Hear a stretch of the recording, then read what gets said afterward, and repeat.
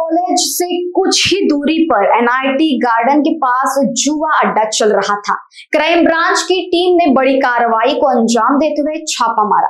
मुख्य आरोपी अक्षय शेंडे और जावेद शेख, इन मुख्य आरोपियों समेत अन्य 16 आरोपियों पर कार्रवाई की गई, जिसमें कुल 3,42,000 का माल जब्त किया गया।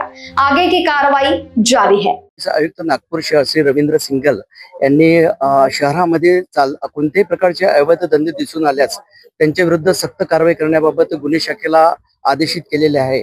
त्यानुसार आम्ही गस्त करीत असताना NIT garden KDK college road या ठिकाणी एक सट्टापट्टीचा जुगार चालत असताना दिसून आला।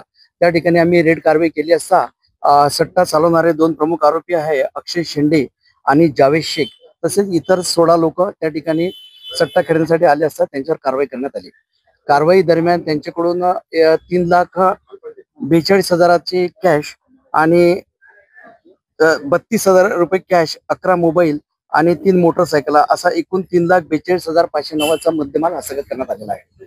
पुढील कारवाई नंदनवन पोलीस स्टेशन येथे गुन्हा दाखल करून करीत आहोत। लोकवाहिनी न्यूज के लिए विशाल बंबड़वार, नागपुर।